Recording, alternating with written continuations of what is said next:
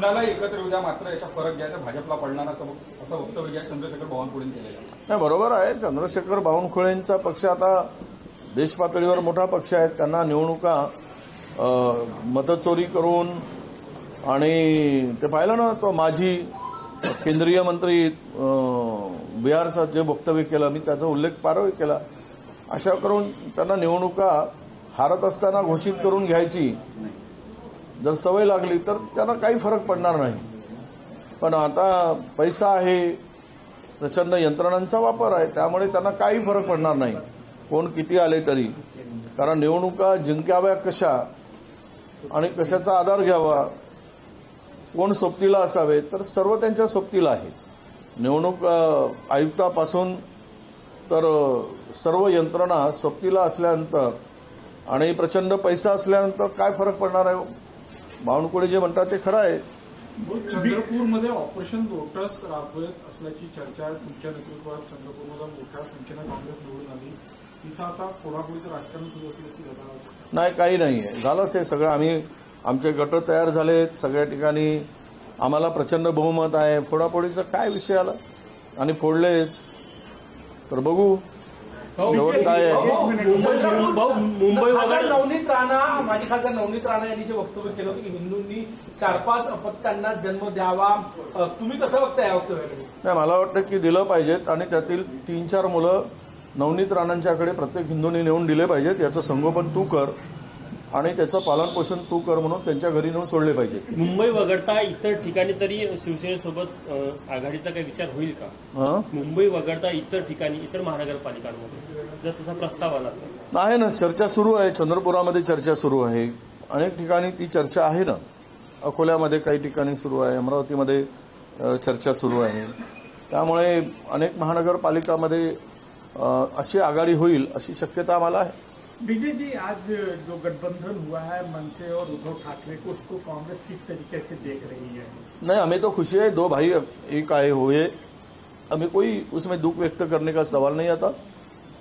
हमने आघाड़ी करके उद्धव जी और पवार साहब के साथ में आघाड़ी थी, कल थी, आज है और आगे भी रहेगी.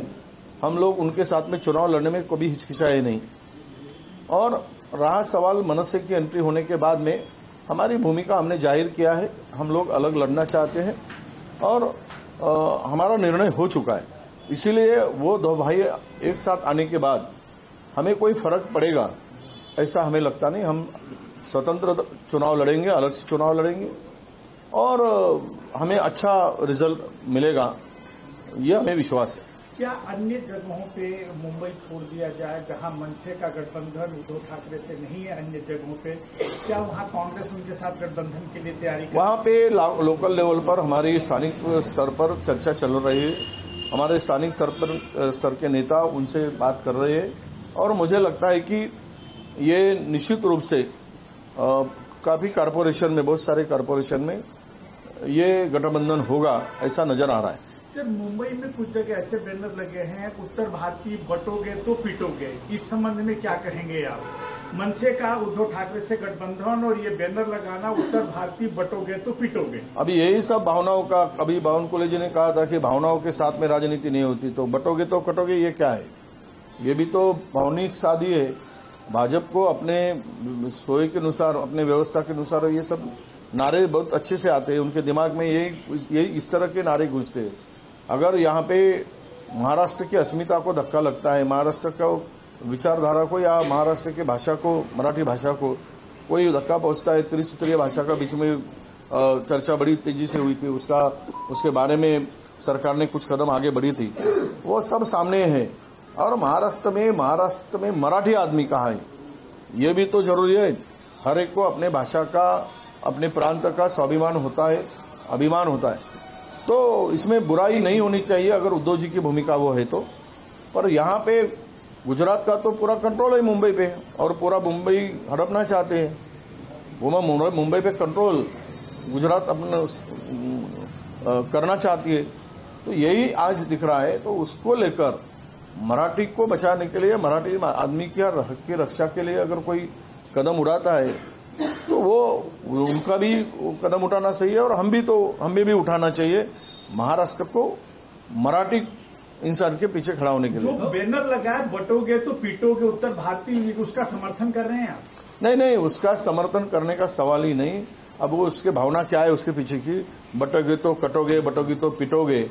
अब ये कुछ लोग होते हैं कि ऐसी इस तरह की बैनरबाजी करके समाज में दो समाज में हो या दो धर्म में हो, हमेशा दूरी निर्माण करने की बात होती है और आपस में लग बढ़ाने की बात होती है। इसके पीछे की सिर्फ कुछ भावना कुछ नहीं है, राजनीति है और राजनीति के माध्यम से ये अपना फायदा उठाने के लिए इस तरह की बैनरबाजी करते हैं। एक आखिरी सवाल, नवनीत राणा जी ने एक वक्तव्य दिया, एक मौलाना का रेफरेंस देते हुए मौलाना ने कहा था कि 19 बच्चे भी कम हैं। उन्होंने कहा हिंदुओं को भी 3 से 4 बच्चे करने चाहिए। नहीं, 4 बच्चे जरूर करना चाहिए, मैं समर्थन करता हूं।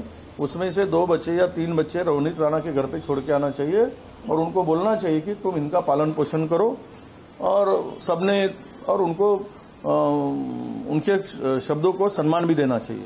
आजच्या प्रेस कॉन्फरन्समध्ये उद्धव ठाकरेंना प्रेस कॉन्फरन्समध्ये असं म्हणण्यात आलं युतीचाच महापौर होणार, तर नेमकं मुंबईमध्ये काँग्रेसची लढाई भाजपा विरुद्ध आहे की या युतीची? नाही, आता युतीचा महापौर ते म्हणतात आमचा महापौर होणार, मराठी माणूस होणार। आम्ही भाजपबरोबर जाऊ शकत नाही, परिस्थिती असेल त्या परिस्थितीमध्ये आम्ही निश्चितपणे त्या परिस्थितीमध्ये आमचा महापौर करू आणि आम्ही एकत्र राहण्याचा प्रयत्न करू। शेवटचा प्रश्न, मुस्लिम मराठी मतदार जे आहे, ठाकरे बंधू मराठी मतदारांना साथ घालतायत, काँग्रेस काय आवाहन करणार? मराठी मतं ठाकरे बंधूंना द्यावे की काँग्रेसला द्यावे?